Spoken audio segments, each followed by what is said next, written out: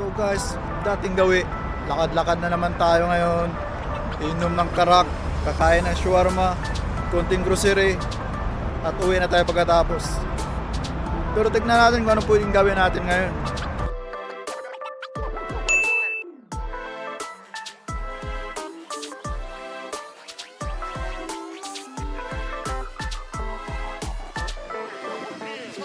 Let's go.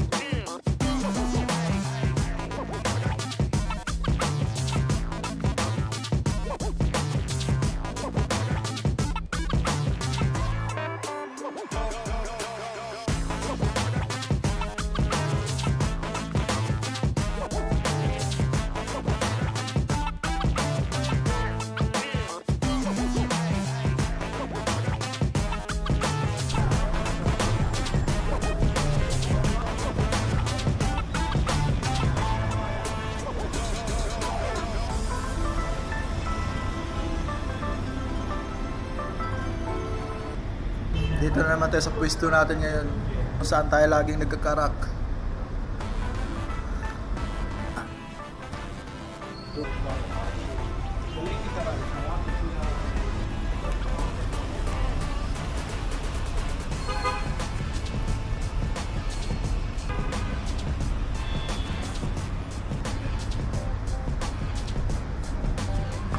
Right, tapos na tayo magkarak. Tignan natin kung saan tayo pupunta ngayon.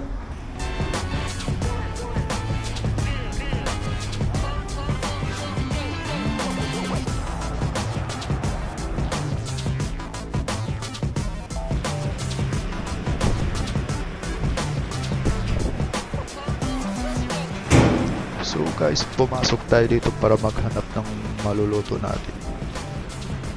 Plano kong magluto ng masarap na pagkain. Tsaka pagbuwad mo dyan, ang daming mo makikitang prutas. So, may dragon fruit. So, panganaantay nyo, bili na kayo.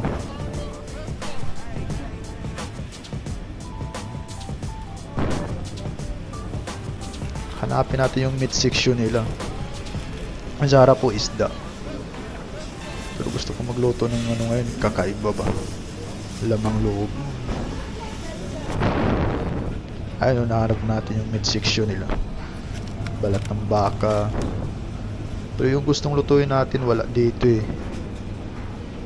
Dami pang mga manok. So wala, di tayo nakabili. At dahil nagugutom na tayo, bumili na ako ng large shawarma dito. So dahil nakaupo na tayo, first bite na kagad. Kaya pa maputol yung shawarma oh. Pero masarap yan. Lasang shawarma. Hindi, masarap yung shawarma na yan eh. Paborito natin kainin yan. Every time na makalabas tayo, pinipilit natin makabili sa shawarma na yan. Ngayon binili natin shawarma yung malaki. Kasi dati kada bili natin maliit lang binibili natin, pero nagkukulang naman. Pero ngayon bumili tayo ng malaking shawarma. Nakakaumay din pala pag malaki. So kailangan pala next time medium na yung bibili natin para hindi na nakakaumay. Saktuhan lang siguro yung medium. Kasi dati pag maliit yung binibili ko, kulang lagi. So ngayon tinatry natin malaki. Kaya ngayon nakakaumay. So next time pag bumili tayo ulit, medium na yung bibili natin para goods na lahat. O kanina pa tayo kumakain pero halos di pa natin nakalahati yung shawarma. Kaya siya nakakaumay. Ang lalim na nga ng iniisip ko dito. Pero iniisip ko dito kung uubusin ko ba yung shawarma or hindi. O dadalhin ko pagka-uwi. Pero kasi pag dinadala ko pagka-uwi, di na rin masarap pagdating sa room eh. Initin mo naman pero talagang lasa pag kinain mo kaagad kaysa iniinit mo na. So parang nakalahati na natin yung shawarma natin. Pero titiisin natin to hanggang sa maubos. Titiisin natin yung pagnuya hanggang sa sakit yung panga mo para lang maubos. Maganda rin kasi yung pwesto yung napustuhan natin dyan eh. Highway yung nasa harap. Tapos dito sa likod mga karak tea shop. Dami rin nagkakarak dyan. Kaya ayos na rin yung napustuhan natin.